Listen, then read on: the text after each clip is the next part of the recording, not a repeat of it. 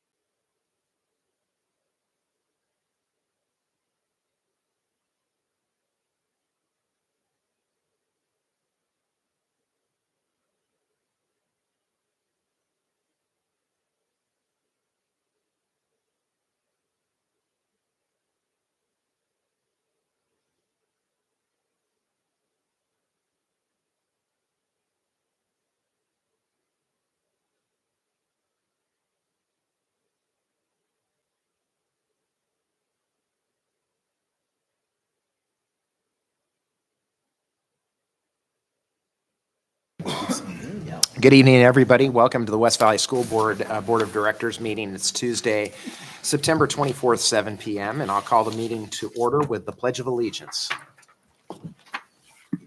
Ready? Begin. I pledge allegiance to the flag of the United States of America and to the republic for which it stands, one nation, under God, indivisible, with liberty and justice for all. Any changes to the agenda this evening? No changes. Communications, response to public comments. That's as a placeholder. We had no public comment at the last meeting. Okay, and we have a high school ASB report tonight. All Okay. right. So Ava Ferguson's not able to be here, and we have Katie Champy, who is our junior representative to the school board, and Katie's going to give us the report. Okay, so the high school has had school pictures. So we have our ASBs or IDs. Retakes are on September 25th. So far, 704 students have ASBs. About 150 of those were free due to House Bill 1660 eligibility. Our clubs meet on Thursdays during Ram Strong. So far, the A and B clubs have met, with the C clubs meeting this week. Students enjoy being able to participate in more than one club with this rotating schedule. Our list of clubs is on the website and in the Ram News. We are enjoying fall sports and the Ram Zone student section.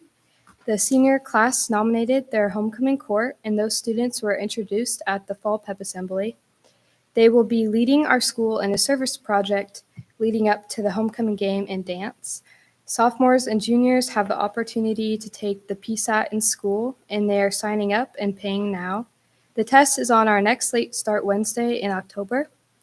Upcoming homecoming week activities, including another pep assembly and the crowning of the king and queen at the game on October 11th during halftime. Students from our partner school in Germany will be here this week and stay through homecoming. We are expecting 2 teachers and 18 students. It is a fun cultural exchange, and we are glad to have that restart. ROTC is planning their Veterans Day recognition, and it is planned for November 8th, and you are all invited. All right. And Very that's good. all I have. Thank you, Thank Katie. you. Yep. Item 6 is our program department presentation. Tonight we are going to hear about the Highly Capable program.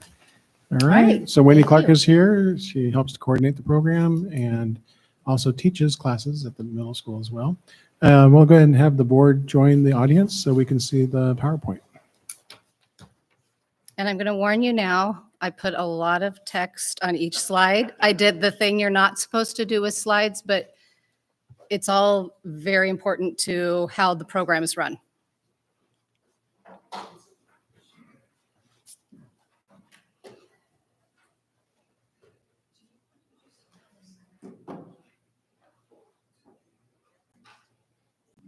Right. Oh, thank you. That's going to make it a little better to see some of the smaller print. All right. As Dr. Finch said, my name is Wendy Clark. I am the current highly capable program coordinator and a highly capable electives teacher at the middle level campus. In addition to that, I am the WATEG past president.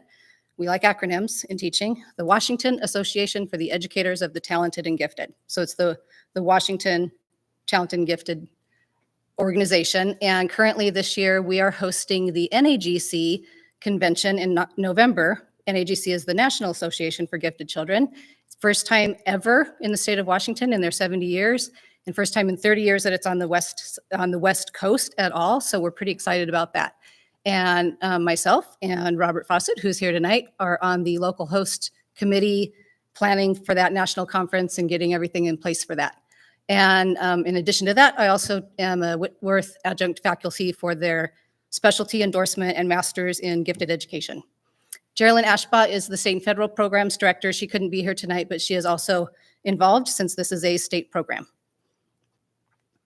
So tonight's objectives is we're going to take a look at the changes to the highly capable laws and how that has affected West Valley last year when it took effect, but then some more changes that we're going to put in place this year, and then follow that by looking at our services and supports.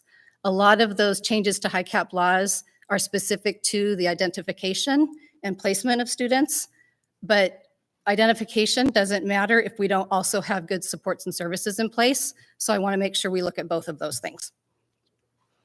So in addition to those changes in high cap laws, they changed the way that we report to our state. So instead of doing I-grants, which usually for the school board members that have been here for a while, you know, in September, usually I do my presentation, followed by the year's annual plan that you approve, and then I submit that to the state for our apportionment. That has changed over to Smartsheet, and that hasn't been released yet for this year. I did submit the attestation that we will fill it out as soon as it's available, but we don't know when that is, so that our apportionment could start during the month of September. So the annual plan will come at a later date.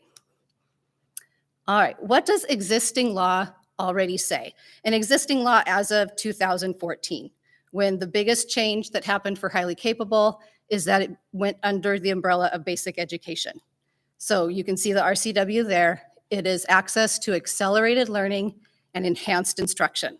You're going to see me or hear me say that phrase a few times tonight, because that is the core of what the program is supposed to be. It is access to basic education. It's not just enrichment or just an extra. It is basic education. District practices for identifying them. This was a new change in 2017. We need to prioritize equitable identification of our low-income students because they can be vastly under-identified and just as qualified. So we've got some things in place for that. And then to the extent practicable, when we screen and then test students for program, we need to make sure that we're giving it in the native language, if at all possible. And with the COGAT, that is possible in several languages. If it's not possible, a nonverbal screening and assessment will be used. And we've taken advantage of both of those kinds of testing. Okay, still with existing law, we're not to the changes yet. Districts need to use multiple objective criteria. And I'll talk a little bit more about what those multiple criteria are that we consider. But I do know that often in this district, or even many districts across the country, across the state, they'll say, oh, the high cap test or the gifted program test. There isn't one test. Yes, we do a cognitive abilities test. That is one of the multiple criteria. That's one thing that we consider, but there's a lot of other things that go into the consideration. There needs to be multiple pathways to qualify for program, and no single criterion may disqualify a student. That becomes important when I go over the new changes to the law because of the no single criterion can disqualify. You'll see why we need even more multiple criteria. And then subjective measures such as report cards, rating scales, anecdotals from community members or staff members, anything like that that can help us to make the decision to support a need for program are totally allowed, but they can never be used to keep a child out of program. So I was really glad to see that they made that. That was one of the things that they shored up in the language in the last changes, that yes, it can be used to help for identification, to help support that decision making. It cannot be the only qualifier, but it can also not disqualify a student. Okay. Oh, that was the RCW. So the new law that was passed, it took 3 times, third time was the charm. I helped to draft the first and second writing of that. And then maybe it's because I wasn't there the third time. I don't know, but for whatever reason, we all helped, we being WATAG, the Washington Association for Gifted, the Washington Coalition for Gifted Children, that is the lobbying branch that WATAG works very closely with, and then Northwest Gifted Child, they are the parent branch component, and all 3 organizations came together to pass this or to get it through. And the biggest change is universal screening at 2 grade levels. And I'll show you how West Valley does that here shortly. And then the data reporting, not so much on our end. Yes, it did go to Smartsheets, like I mentioned before, but that change was going to happen anyway. The data reporting changes that happened in the law are more on OSPI's end, and they have to be more transparent with how they're reporting the data that we've been giving them years in our annual plans and end-of-year reports. And then some language updates, some clarifications in the terminology that we're using to make sure that we are looking at this through the lens of what it is. It's a needs-based program, first and foremost. It's not an awards-based program or an extra or an added or a special cherry on top. It is a needs-based program, and some of our language just had connotations that maybe didn't support that. So we'll see what some of those changes are. So the purpose for these new changes, I'm not going to read the whole thing to you, I'm just going to highlight, is to expand access and advanced equitable enrollment. There's a lot of different statistics about the demographics that are just as qualified, just as highly capable, just as gifted, that go unrecognized, unidentified, and without services. Some demographics up to 10 times less likely. So this new purpose for the law of universal screening is hoping to expand that access and advanced equitable enrollment. So down at the bottom, there's no new impacts for West Valley. That's not just new for last year or this year. Those were things that, because I helped to draft the bill, like hoping that this was going to go through, knowing it was best practice, we've been doing for quite some time. So no new impact there. The new terminology is neutral. It's needs-based.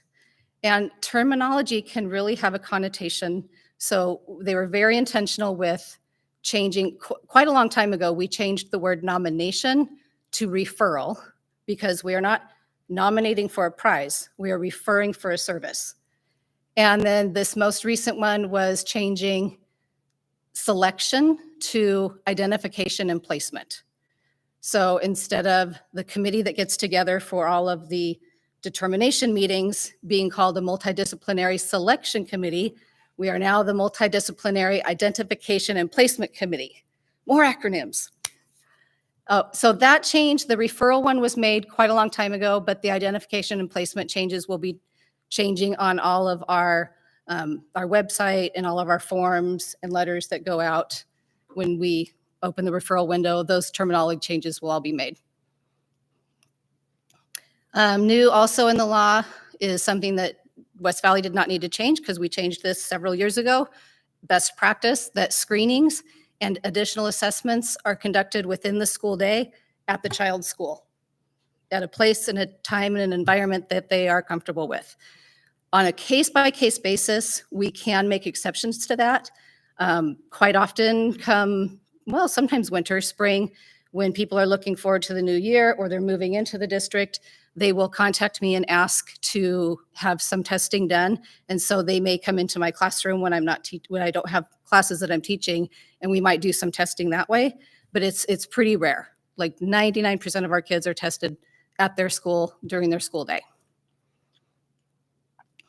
New funding guidance, and this was something that they just had in there before, but they wanted to make it more clear. This was more of a clarification that other basic education funding can be used alongside categorical funding to identify students and provide programs and services. The highly capable funding is supplemental to basic education because they are basic education students first. It doesn't replace that funding, it is a supplemental to it. So they just kind of made that a little more clear. And then the biggest change in that new law is the universal screening. And what that means is that every student across a grade level is considered. Every student, regardless of any other services that they may have already been tested, qualified, or placed in. Every student across the grade level. So 2 grade levels for screening. The way the law reads is that we must select a grade level once, enter before 2nd grade, and again, enter before 6th grade, with the intent of that being to catch anybody that could benefit from program services before transitioning into middle school. So in West Valley, we do that at 2nd grade and 5th grade. At 2nd grade, we do lots of multiple criteria, like I mentioned before, but we also give the COGAT screener. So the screener is not the full COGAT test. When people say, oh, I have a 2nd grader, should I refer them? I always say yes. If you're considering it, yes. There's a reason why you're considering it. But when people will say, oh, but all 2nd graders are tested, not all 2nd graders are fully tested. All 2nd graders are screened, meaning that they're given 3 of the 9 subtests on the COGAT. But sometimes, they shine if you give them all 9. And so we look for potential in other ways than just that COGAT screener. It's more than just that one dipstick test on that one day that I came into their classroom. At 5th grade, we do it through a data sweep of any objective criteria that we have for them. All their previous SBAC tests, their previous iReady tests. If we have scores for them that we don't have universally for everybody, we do have universally SBAC or the Smarter Balance and the iReady tests, but we don't universally have, say, WVSD scores for students that are multiple language learners and they're acquiring the English language. But we can include it for the students that we do have that data for. So anything that we have that can be considered multiple objective criteria, we include and we consider it during that screening process. It is a process. It is not a single test. And the committee that we have, the new name, Multidisciplinary Identification and Placement Committee, we look at all of these things and we go student by student across multiple data points and look at it very intentionally for every child. It's quite a process. There we go. The other part of the universal screening is that we have to consider at least 2 data points. So this is where that multiple objective criteria comes in, and best practices also. Best practices is we want to make sure that we're looking at as much objective criteria as we have, but also different kinds of buckets of information.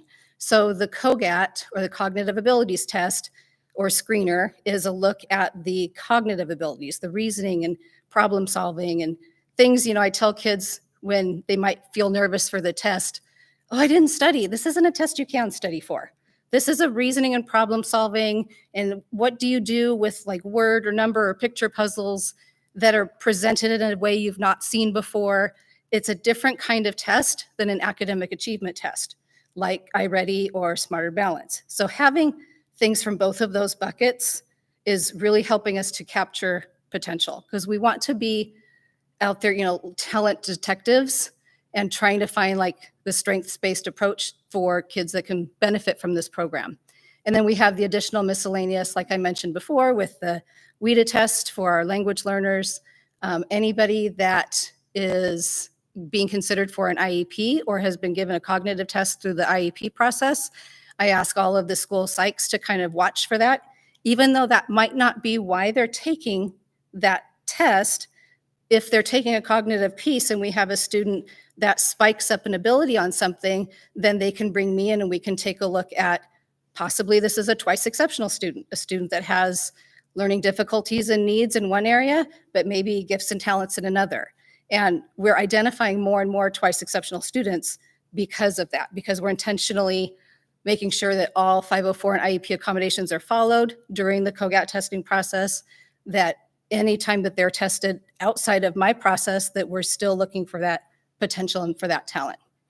And then at 5th grade, we added last year the Purdue rating scales, which is subjective, but it can be used to help support placement. And it's kind of the piece that we're using for more of that cognitive piece. Since we don't have a COGAT screener at 5th grade, we do have a lot of academic achievement data, but we wanted to have one more kind of bucket or kind of piece of information to try and get, expand those services as much as we can.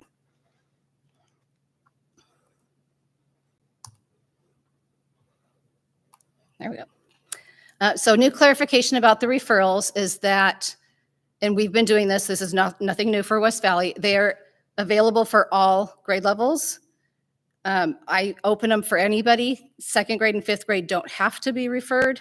They can be, because that just gives us more information to go off of, but they are open for every other grade level. Those will open next week on October 1st, and this year it will be open until November 30th, which is sooner than usual because we've moved up our identification cycle and we will be done identifying by the end of February. So we had to cut the referral window about a month short from what we typically do. And then we will gather those and the selection committee will take a look at those with all of that other data that I mentioned. And this, I do not expect you to be able to read. I know you have it in your packets. This just is kind of a visual of the very intentional process that we use. We use what's called a 2-phase process with the placement committee looking at screening And then because state law, we have to have written permission for anybody that's considered or tested for program. So then we have to go through that process before giving them the full COGAT. And then again, going through that committee to look at all of those scores. And I'm really very proud of our committee, everybody that's on it. We have representatives from every elementary building, middle school and high school. We have representatives from every building, school psychologist, myself, Geraldine, the state director, and everybody on that committee has gone through training on access and equity. So they know, we're not looking at a cut score because that's not best practice. If you look at a cut score, you're not considering standard error of measure. And you also need to look at, is there other evidence to include? So they've been through 5 to 15 hours, depending on how long they've sat on the committee, of training so that when we come together, we all know what we're looking for and why we're looking for it. All right, so all of that, once we've got them identified, what services and supports do we have for them?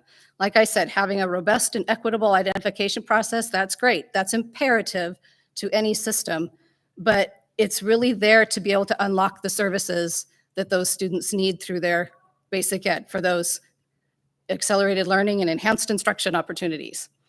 So at elementary, we have, for kindergarten through 5th grade, differentiation in the general classroom, and that is supported with different things. So I have, well, you'll see that on the student support side, but there's supports by me. I've already had, and I love this. We're like 3 weeks into school, and I love that I've got teachers reaching out saying, okay, I know you told me I have, these kids that have identified in these areas and these kids that I have identified in these areas. I'm needing something for them, and I think I maybe even have a couple more. What ideas can you share with me? And I love that. If I can be there during a plan time with them, do a co-teach, do a co-plan, I'm open for any of that. That's one of my favorite parts of the job. And then for grades 3 through 5, we've got the full-time highly capable program for advanced learners, PAL, at White Hollow STEAM Elementary. And then that one is supported by me also through our monthly PLC meeting. I have a monthly PLC that I meet with those teachers of that program, and then also for the highly capable special classes at the mid-levels as well. So at the mid-levels, we've got advanced math at 6th grade, and that is open to anybody, highly capable, identified or not. It is through a matrix of scores, and then the top students that show potential for advanced math are placed into that program. Extended algebra at grades 7 and 8, those are placed through an algebra readiness test they take in the 6th grade. And then these next ones, these are the ones that are coded specifically for unique, highly capable class. So everybody in the advanced inquiry, language arts, science, and social studies classes, 6th, 7th, and 8th grade, are identified for highly capable services. We have high-cap project-based learning elective that I teach at 6th grade. All of the 6th graders come through my class, with a few exceptions if it doesn't work with their schedule, like very few, maybe 2 this year. And then 7th graders can choose to take it again if it fits into their schedule. It's a little bit trickier because of how our 7th graders are split between the 2 buildings. And I only teach the first 3 periods of the day so that I can get to the elementaries and do the testing in the afternoon that I need to do. Differentiation in general ed classroom. So that's important to note because even if a student is not placed in extended algebra or advanced inquiry language arts, they are still coded in Skyward as a student in the highly capable program. And they are still, that is their basic ed services. So the differentiation that can be happening through stations, through small group instruction, through changing the content to higher level material, lots of different ways that can happen in the general ed classroom. They are still getting served. It's just in a different capacity. We have different levels of service. Elective course options that are open to all 6th through 8th graders, and our innovation center for grades 7 through 12. We have a good handful of high cap students each year that choose to go into the innovation center. They really appreciate the pacing, working at their own pace. A lot of those hands-on opportunities.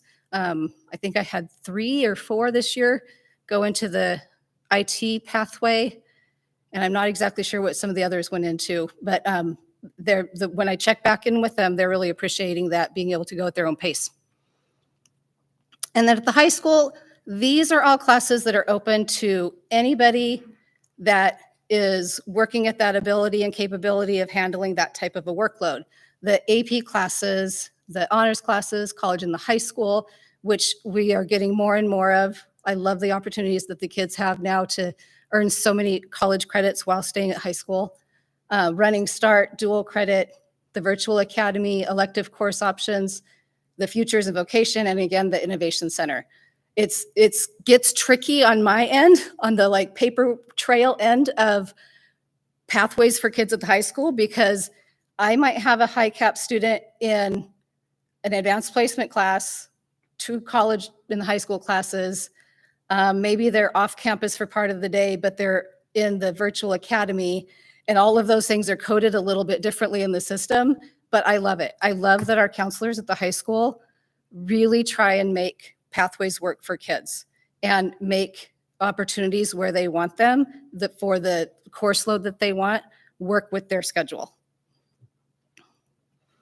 The tiered systems for support, and you've probably heard it called MTSS, multi-tiered systems for support. You may have only seen it presented as a triangle, with tier 1 at the bottom being what everybody gets. When we're considering differentiation, that's what all students would experience at that tier 1 level. Tier 2 is where supplemental supports are needed.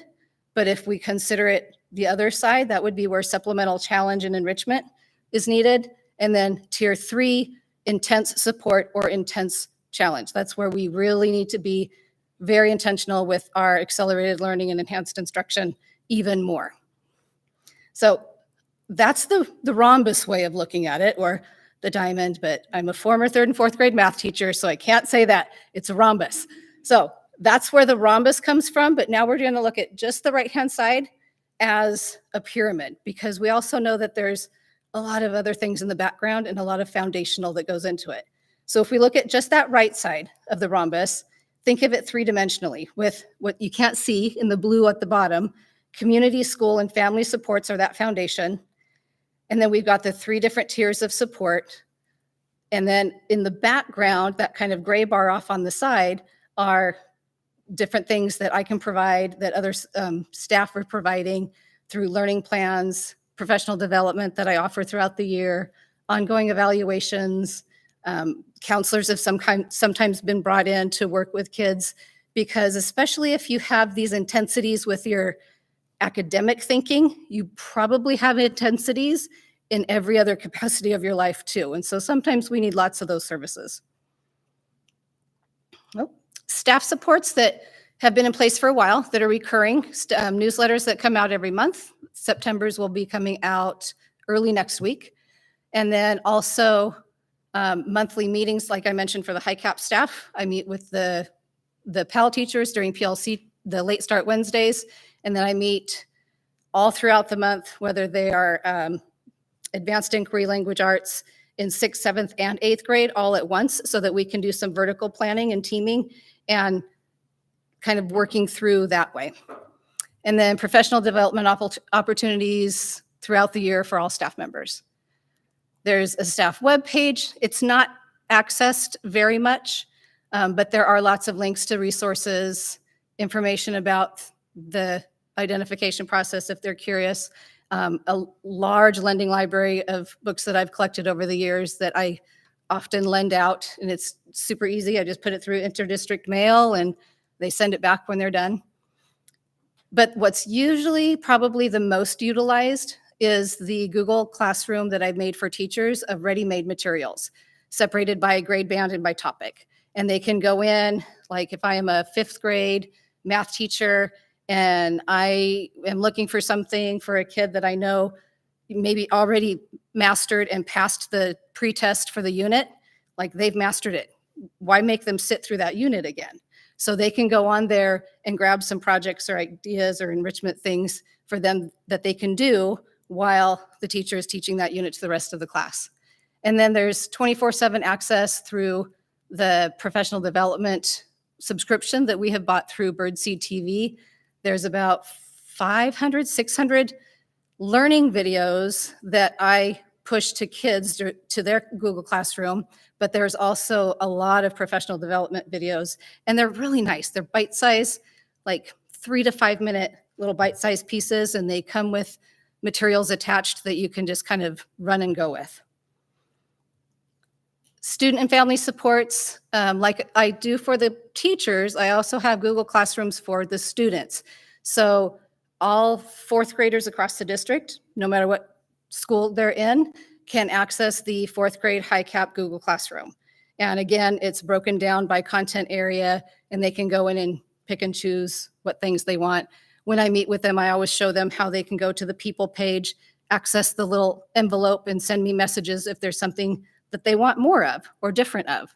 It's not monitored. It's not work that's checked in and given feedback on and handed back to them by me, but they know that they can communicate with me through that if they'd like to. Because I always ask them, hey, if you try this project, send me an email, let me know, I'd love to see it. And it's a great communication tool, like I mentioned, between the kids and myself that way. The advanced learning plans, K-8 will all have plans this year. And that's going to be through the school data HiCap app platform that will give 24/7 access to staff members that have those students assigned to them. The students can get in to see their plan. Families can get in to see their plan at any time. They will include their program model information, their areas of service, their test scores, current and past. So whenever, like this fall that just finished up, those scores are already in their plan. It automatically populates those things. And then they get to an opportunity to personalize some goals for themselves too. And then in addition to that, I've got quarterly newsletters, and usually about 2, sometimes 3, I'm hoping for 3 this year, times a year, we'll have some kind of information night or webinar about topics that the families have asked for more information for. Okay, that's a lot of information to digest. So I want you to just to kind of absorb some of the voices from the kids. The first 2 are from a couple fourth graders.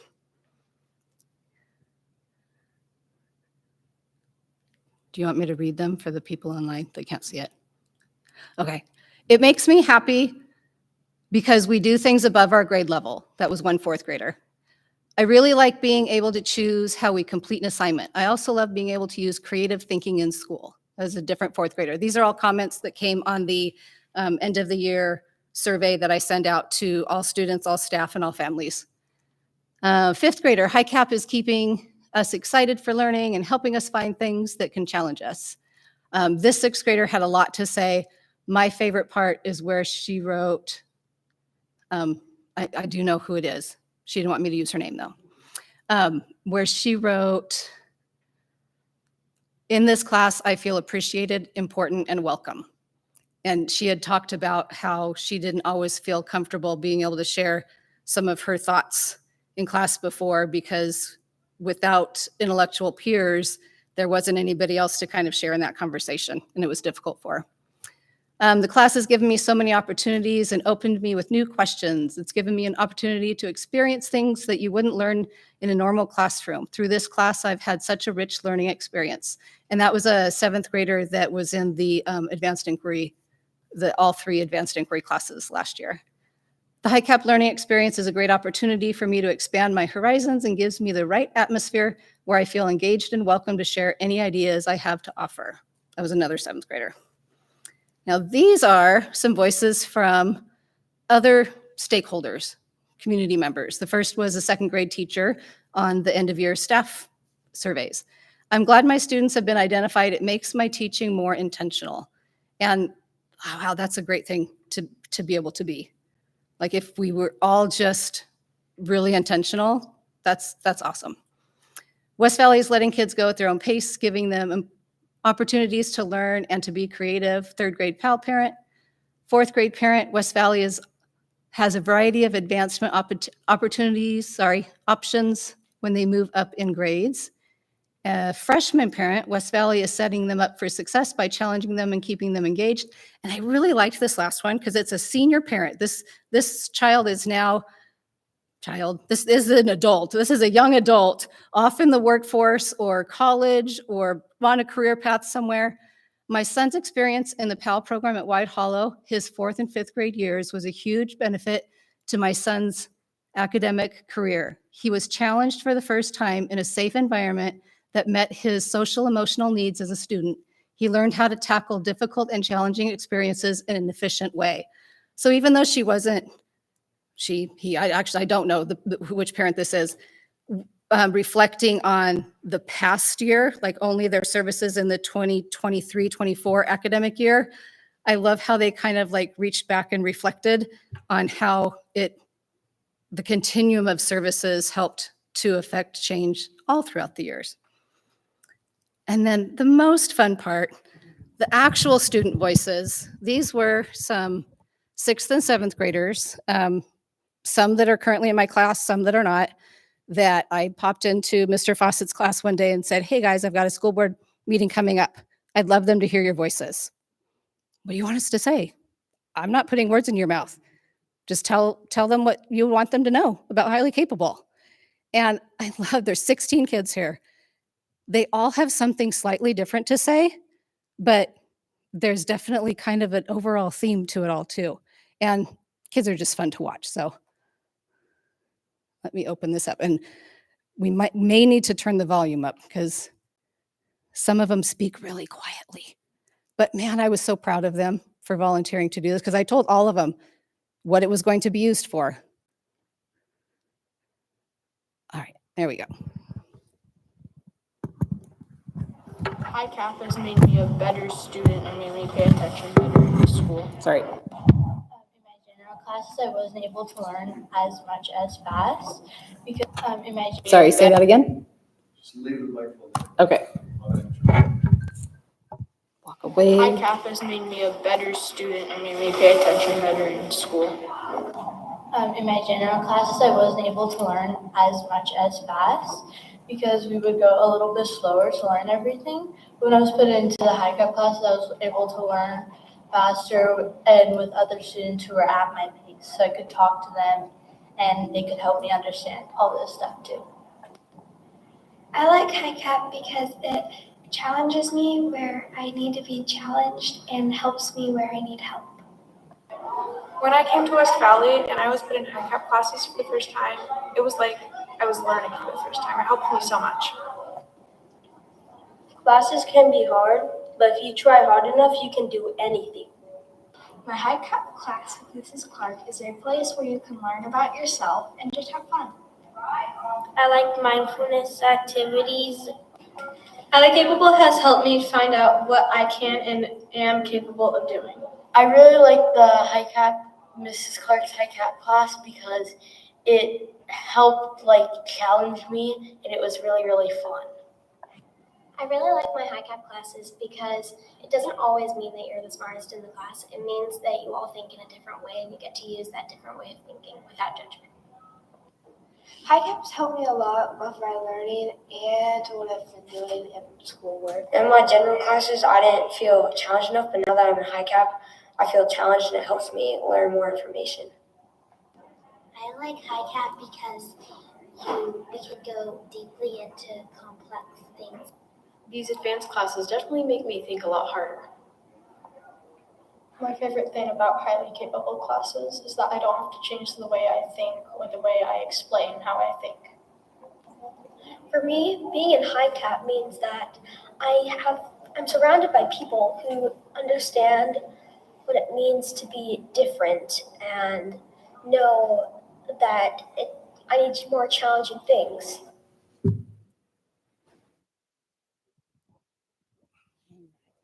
They're just adorable. All right, and with that, I am done. Thank you so much for your time and attention. I know you're going to want to come back over here and then maybe have some Q&A.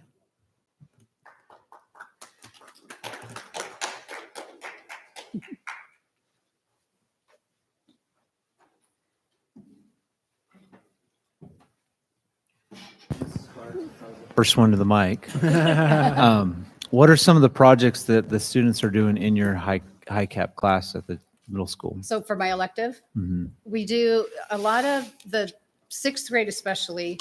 The core reason that I love say I have for this class is for them to understand more about themselves and their abilities, and when sometimes those abilities might become a struggle, and what to do when it does become a struggle. So we spend a lot of time kind of diving into different ways of identifying their own personal unique strengths and talents. And we talk about what it means to be gifted and what it does not mean to be gifted. It doesn't mean you're better than anyone else. It means you might be better at certain things, but they're probably better at something else that you're not. So we like to start off by kind of leveling that playing field and then talking about common characteristics and traits that come with this kind of neurodivergent wiring. And then, like I said, when those intensities that can really help you because you're insatiably curious about a topic can become a struggle because that's not the topic the teacher's talking about. So how to balance both sides of that coin, so to speak. So we do some self-discovery projects. We do STEM projects. I know one that I've had some school board members come to is the Shark Tank. That's always one of the kids' favorite projects where they innovate a project or product, they create a business plan for it, they create a prototype of some kind and then pitch it to guest sharks when they come in and try and get some, not real money. We also do the stock market game every year where they are given $100,000 of virtual money to invest in the real stock market. So they're following the actual stock market trends to see if they can earn more percentage above S&P growth than other teams around the state, because if they do, they actually get real money. And we have had a team win. It's $25 gift card, but to a sixth grader, that's pretty cool because it's like they can spend it on anything. And so we do that. We do a lot of other like kind of one-off enrichment things, but we do other bigger projects throughout the semester as well. My other question, but I don't know, maybe it'd be good to hire one of the students to be a financial advisor for us. But my other question is, you had mentioned that, and it's just more for clarification, that there's no one thing that can disqualify a student, but is there something that disqualifies them, or is it more than one test has to disqualify them? So that's one of the reasons why we say that we need at least 2 points of data, right? Because if we are only looking at an iReady test score, like one single iReady test score, and the COGAT screener score, it's an either or. Gotcha. And so you would have that's not giving them a very point? fair shot. That's why we want as much data to look at. They don't have to reach a certain threshold on every single piece of data we look at, but we do need to have at least 2 to fulfill the multiple objective criteria. Gotcha. Okay. But if they have, 2 iReady tests, one of them, not so great, and the other one is in the percentiles that shows a lot of evidence and promise, then we're going to look at that one. We're not going to disqualify them because they had one different iReady test. Yeah. Okay. Thank you. Yeah, thank you for the question. Mrs. Clark, you'd mentioned the Google Classroom is one of the excellent resources that you have. How long did it take you to curate all of the lessons, and where do you get them from? And are you talking about for the teachers, for the students? For the teachers. Well, either one, the answer is the same. I'm continually adding to them. I've been doing this for many years. So this is my 31st year teaching. My first 5 years I taught in Toppenish, but I also did the TAG program after school and in the summers. That was Talented and Gifted. And then for 19 years, I was in Natchez. For 13 of those years, I was the highly capable coordinator, and I did the after-school program before it became law that it was basic ed. Wow. And then after that, during my prep times, I would pull kids to do some of the things that I'm trying to do through the PBL class that I have now. Some book studies on what giftedness is and is not, and things like that. And then the last now 7 years here, being completely solely highly capable and being able to focus on my specialty area that I have graduate studies and now teach graduate studies in. I have a lot of resources. Yeah, I love it. And I have a lot of friends with a lot of resources. That's excellent. Yeah. So it's 3 decades of just collecting Yep. resource.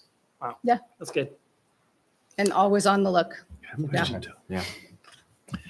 Wendy, first of all, I'd like to say thank you for being here tonight. It's always wonderful to hear more information and how the HiCap program is integrating itself into or weaving itself into the fabric of our educational process here. So it's really great to have you here. Just a couple of small questions. One, any idea what the percentage of minority students involved in the highly capable program is at this point? I can't give you a number.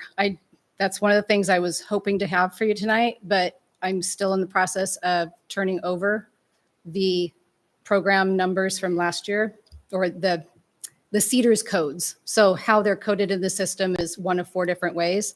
And it used to be we could do that en masse because anybody that was X grade level went to the next grade level with the same program code. And so we could just say all of these grades, unenroll, re-enroll, same program code. But now there's so many different pathways that I'm going through it individually. So that will be done before October 1st, because that is when, our official numbers hit the state. But I do know that the last few years, when we look at, like if you go into the OSPI report card and look at the demographically for HiCap, it doesn't match the demographics for our district, but it's getting closer. It's ticking closer more slowly. So what I like to do is also look at not just the total number of students that are identified, but the newly identified. I also look at them compared to our overall data, and that's getting much, much closer. For our 504s, it's almost equal. So the percentage of 504s in the district is about the percentage of what we're identifying highly capable students that are also on a 504.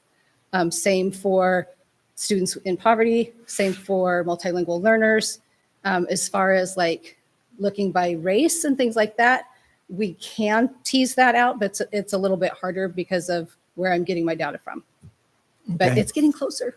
We're Okay. trying to make strides all the time. Well, thank you for that information. Another question that helped me here a little bit psychologically. So earlier you said it's a needs-based program, right?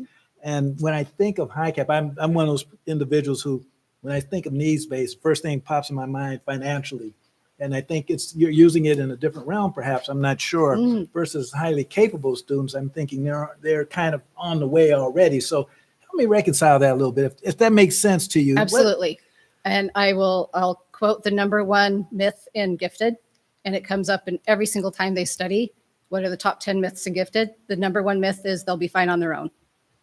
And so saying that, yes, they are on their way, there is that potential there, right? We have found that there are strengths and potential in their cognitive abilities and their academic abilities. And we want to help that potential grow into what it can. So a needs-based program is because we have this evidence that they have a need for accelerated learning and enhanced instruction. So knowing that we have this evidence, how are we going to fulfill that need for them? So very similar to if I had a student that needed occupational therapy services, that's a needs-based program. There's an evaluation that they go through to provide evidence of that need, and then they're placed in a program to serve that need. I see. Okay, thank you. And one last question. I didn't hear this terminology, and maybe it's old terminology because I've been on your committees in the past, but I always heard the term self-contained. Have we gotten away from that at this point in time, or do we still have self-contained? Yep. Yeah, we have classes? the full-time HiCap classes that are PAL, the Program for Advanced Learners. Those are considered self-contained because their full day is together with those teachers. So they get to run at an accelerated rate in enhanced instruction all day, every day in every content area. Same with our advanced inquiry, language arts, science, and social studies classes. Those are fully HiCap. Now, that doesn't mean that they're all on the same higher level, because there's still a lot of differentiation that has to happen in there, but they're all a bit able to go at an accelerated pace and then have other enrichment on top of that. Okay. Thank you. You're welcome.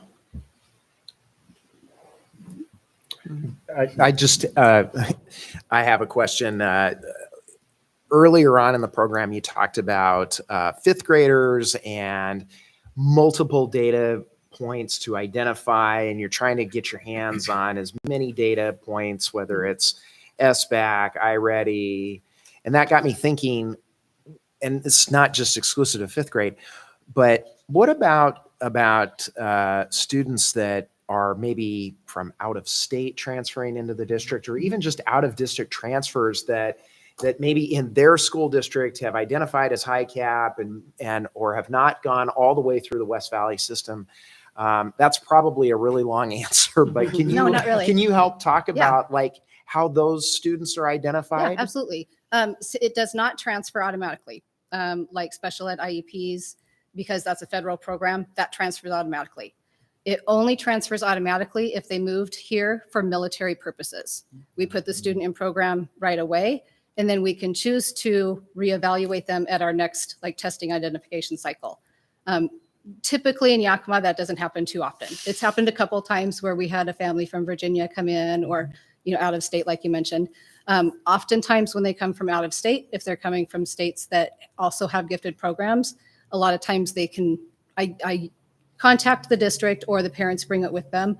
There's a box on the enrollment form electronically to check if your child's ever been identified or received highly capable or gifted services. And if so, where were they identified, so that I can reach out to that district. And then I do the same when we have students that move out of district. So once I know where they're going, I try and find out who's responsible for their program and make sure that they know about this kid that's coming to them so that they can be placed properly right away. As far as if they come in and they don't have that information, right? They don't have multiple objective data coming in with them, then we can test them here. Whenever a new student comes, they're given an iReady diagnostic anyway. That's oftentimes what I'm doing in my classroom in the afternoons is testing some of the transfer in students, and if they don't come with that information. Okay. I just want to say just a brief comment. In my work as a lawyer, I work with a lot of physicians that come to the area, and when when I'm just getting to know them, or I'm doing their estate planning and I'm getting to know, hey, you have kids and so forth. And it's not just physicians, but they're the ones that come to mind.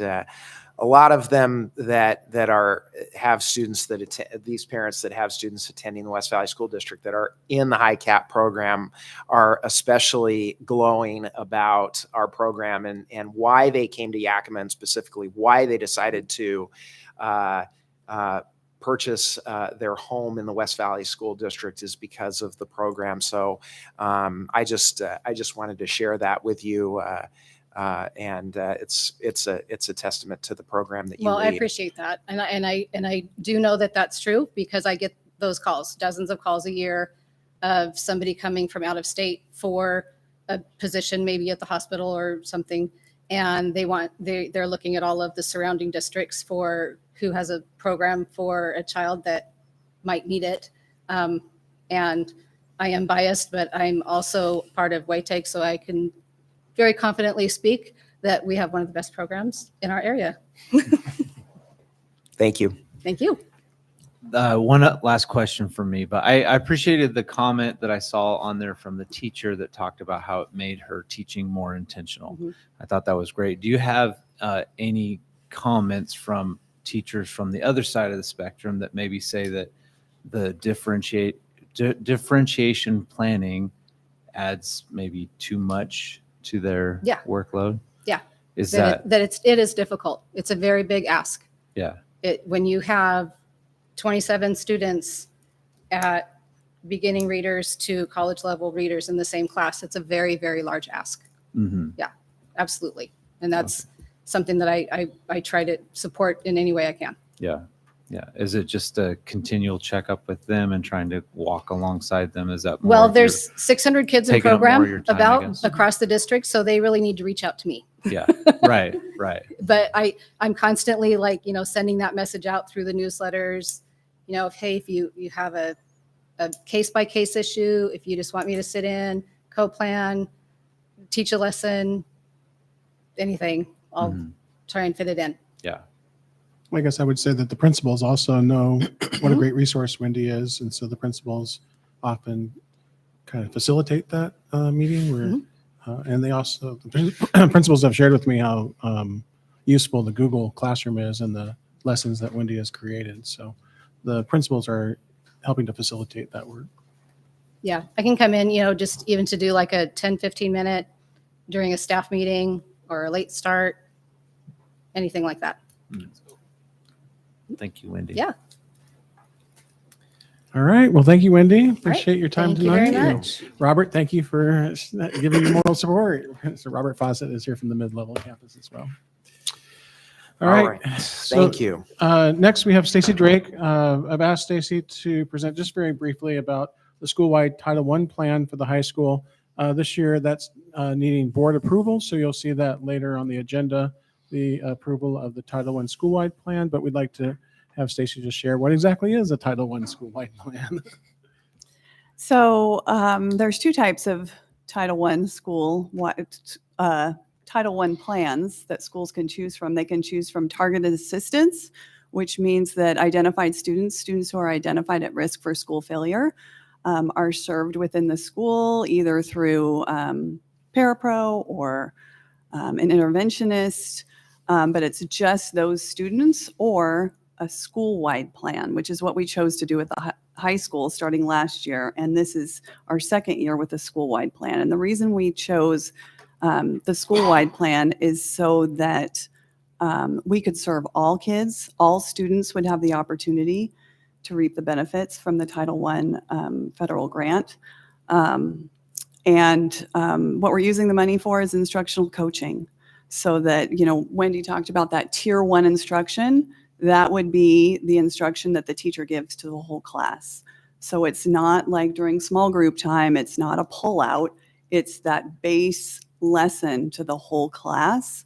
When we looked at our state improvement framework data, the team from the high school, we realized that looking at the math scores, looking at our attendance rate, that what we really need was to shore up and improve that Tier 1 instruction in certain areas. So we chose the school-wide program so that we could support instructional coaching, and we wouldn't have to say, this instructional coach can only work with these students. We want the instructional coach to work with the teacher to improve instruction for all students.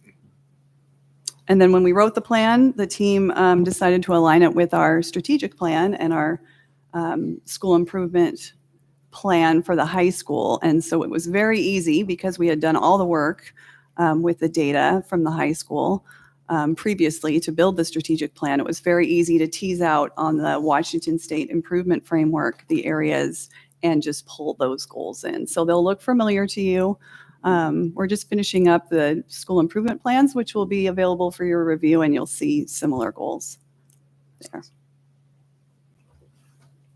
All right. Thank you, Thank Stacy. you. Any questions from the board? All right, very good. Stacy Drake, Assistant Superintendent. Thank you. Thank you.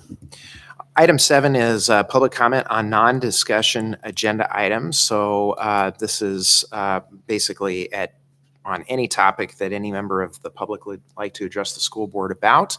Now is this time to do so. Did anybody sign up this evening? I'll go ahead and open up the public comment period this time. I'll go ahead and close the public comment period. Item 8 is approval of consent agenda, as is our usual course. We have minutes, approval of vouchers and payroll, financial reports, approval of employment contracts, approval of resignations, retirements, and separations, and approval of leave requests. Unless there's any questions, I would entertain a motion to approve the consent agenda as presented. I move to approve the consent agenda as presented. Thank you, Mr. Strong. Call for a vote. All those in favor, please signify by saying aye. Aye. Opposed, same sign. Motion carries on the consent agenda 5-0. Item 9 is action items. We just heard about the Title I plan from Mrs. Drake. And that requires board approval to approve the school-wide Title I plan for West Valley High School. And that improvement plan was in the packet. Unless there's any other questions, I'd entertain a motion to approve the school-wide Title I plan as presented. So moved. Thank you. Call for a vote. All those in favor, please signify by saying aye. Aye. Opposed, same sign. Motion carries 5-0. Items rising. I just have one comment. I don't know if this is actually the right spot for it, but I guess I'll bring it up here. It could be under, I guess, board development. I just want to comment on, I went to the football game last week to see how it worked out with the new field. It was just a beautiful event, and it was just wonderful to see those kids, how much they really enjoyed having a new football field, and the fans as well. I was sitting up in the bleachers, and a lot of folks just really commented on it. And actually, I had one parent come up to me and shake my hand and said, "Thank you for this." So it's just a good feeling to know. And I said, "You have to thank everybody else on the board too. I'm one person, but it was nice to see, such a great turnout for that." So I just thought I'd bring that up. And West Valley beat Sela also. By the way. I left out the important We part, want right? that for the record too. That was good. But, the high school did a nice job of recognizing all the sports teams that will benefit from the complex, from the track and the field. So we had track and soccer and students that were representing all the sports teams. So that was really nice. Kristen Johnson helped to lead that effort. So we really appreciate her leadership here at the high school. Well, I was gonna talk about. I went to the football game as well. It really should be during board reports, but that's okay. I just wanted to say that also I went to the football game, and just the facility looks great. Not just the brand new football field, but the track, but also, and probably more importantly for the community, the bleachers, the stands, the railings, the ramps to the seating area. It's just a massive improvement, and it really turned out it really turned out well. And the sense that I had from the folks sitting around me was just a really high sense of community pride for the new facility. The other thing that along the lines of Kristen Johnson, but it's not just her. I often say that it's a miracle that school gets pulled off every day. I felt the same way about a high school football game, and